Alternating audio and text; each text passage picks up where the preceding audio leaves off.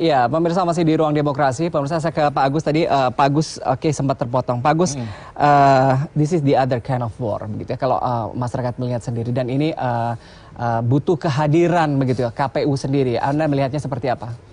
Ya betul kata Mas Eros tadi, saya setuju juga bahwa KPU itu harus terbuka. Dia sekarang punya crisis center, yang hitung yang menghitung, tapi harus ada yang menjawab. Semua selebaran atau bukan selebaran, semua hoax atau semua di media sosial itu harus dijawab. Dengan contoh bilang bahwa C1-nya hilang apa dicoblos di mana. Dia harus menjawab yang bisa diambil langsung oleh teman-teman wartawan gitu ya.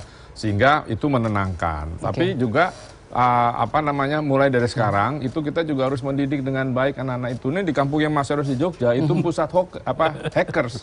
Karena yang bilang ngasut dalam sendiri pada saya bilang itu bukan bohong, memang iya saya tahu karena saya pernah bikin lomba di Jogja itu yang menang anak-anak Jogja itu mereka hackers, Pak. Nah, maksud saya ini sebuah sudah kemajuan baik dan bakat anak-anak ini jangan dibunuh, tapi diupayakan, dikelola. Makanya saya selalu bilang pada Pak Menteri Kominfo, kenapa sih nggak panggil anak-anak itu, suruh bikin engine sendiri, jangan kita nggak tergantung pada Google misalnya begitu. Atau dimasukkan dalam tim di KPU begitu ya, agar seperti informasinya lebih cepat juga makanya gitu. Tim itu makanya tadi keterbukaan itu perlu karena ini krisis menurut saya. Jadi harus jawab yang punya gawe ini jangan diem aja. Nah, ini diem semakin konyol. Yang diem itu harus yang tadi melakukan survei, udah diem, hasilnya kan sudah kelihatan. Jangan ditambah-tambahin lagi nanti yang ada yang berita apa dibahas lagi di media. Jadi tambah nggak ngaruh. Jadi tapi KPU harus bekerja dengan lebih keras dengan menyediakan crisis center lalu menjawab semua berita yang ada di media sosial ini maupun yang memang dibahas di luaran supaya jelas saja. Sudah jelas ya sudah, pokoknya tunggu tanggal 22 hasilnya apa. Saya pikir orang-orang juga tidak akan marah dan yang sudah percaya bahwa itu sudah menang ya sudah biar, tapi kan kalau dalil juga lama-lama reda sendiri karena masyarakat paham. Ini kan yang yang kelas-kelas menengah atas ini yang terbelah dua ini kan sangat percaya dengan ada yang di sini, apalagi kalau ada namanya Indria Samego gitu, pasti didengar itu. Eros Jarot, sudah selesai. Padahal yang bikin bukan Mas Eros, itu kan terjadi. Saya ke Pak Eros. Pak Eros, kalau kita lihat pengalaman di Pilpres 2014 sendiri begitu ya, masing-masing juga sempat mengklaim begitu ya, mereka adalah masing-masing adalah pemenang begitu. Tapi di akhir pengumuman KPU sendiri, yang kalah begitu ya dengan logo memberikan selamat kepada sang pemenang begitu. Kalau Anda melihat apakah ini juga akan kembali terjadi begitu setelah KPU memberikan keputusan begitu ya, pengumuman real count dari Pilpres 2019? Ya, itu juga sangat tergantung ya pada situasi yang berkembang. Artinya begini, sejak awal kan sudah dihantar bahwasanya antara lembaga survei dan partisan itu memang tipis gitu kadang-kadang ya. Nah, itu juga satu hal yang mungkin mengantar ini semua. Dan kedua, seperti Prof bilang bahwa kampanye terlalu panjang itu ya, betul-betul mengentalkan ya, dua kubu ini betul-betul secara masif ya berhadapan gitu ya, yang seolah-olah nggak bisa dipisahkan lagi. Apalagi politik identitas yang menjadi ya dasar mereka membangun kekuatan. Nah, ini kan yang sudah mengkhawatirkan sehingga rasanya tidak semudah di 2012. Akan tetapi sangat bisa kalau semuanya ya bersepakat kata-kata NKRI harga mati itu betul-betul dia. Ya. Kedua, katanya bahwa saya adalah Pancasila, ya betul dong, ayo dong jalanin itu ya. Nah, tapi kalau tidak satunya kata dan perbuatan, maka hal-hal yang tidak kita inginkan bisa saja terjadi. Tapi saya yakin, saya kok punya keyakinan bahwa maklumlah yang namanya mungkin yang kalah itu kan biasa tuh reaksi seperti itu ya. Tapi nanti kalau minat KPU, ini kan KPU ya. Kita semua harus tunduk KPU loh ya. Begitu KPU nanti menetapkan, nah, kalau siapapun tidak menerima, ya kecurangannya ini apa? Kecurangan yang individual. Ya setiap caleg juga ya kita tahulah.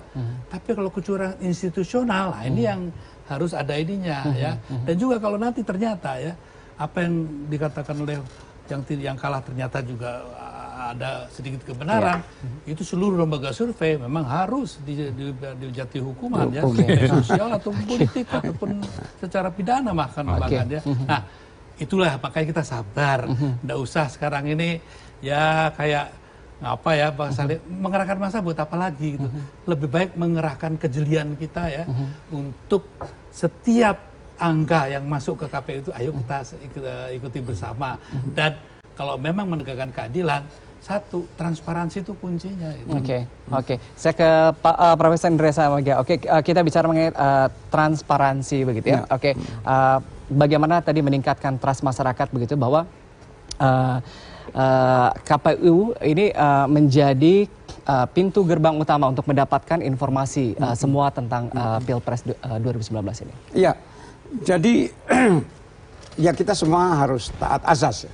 Karena undang-undang sudah menentukan KPU adalah lembaga, di samping Bawaslu, lembaga yang bertanggung jawab untuk menyelenggarakan pemilu. Kemudian dengan segala macam konsekuensi. Dan mereka secara prosedural sudah merancang sesuatu yang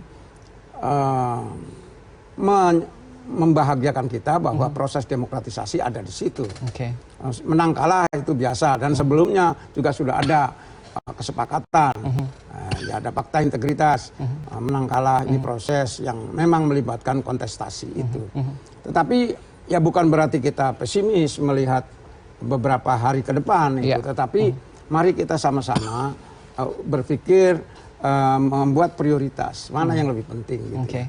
Jadi kalau seandainya pertama KPU-nya sendiri harus lebih sigap lagi. Sekarang ini zamannya ya tanda kutip krisis gitu kan. Jadi manajemen krisis ini harus disikapi secara positif. Seringkali kita menangani persoalan dalam situasi normal tapi dengan cara krisis. Dan sebaliknya pada saat krisis menggunakan manajemen normal gitu ya. Ini yang harus dikembalikan kepada kebutuhan kita. Jadi KPU dan Bawaslu harus sungguh-sungguh cepat bertindak. Nah, bagaimana kalau terjadi deadlock, keputusan KPU tidak diterima, kan sudah ada mekanisme dibawa ke MK. Nah, sama dengan 2014 juga. Nah, kita harapkan setelah MK finish, karena keputusan MK itu final and binding. Gitu kan. Jadi mari kita mencoba untuk merajut demokrasi ini secara lebih baik dari hari ke hari.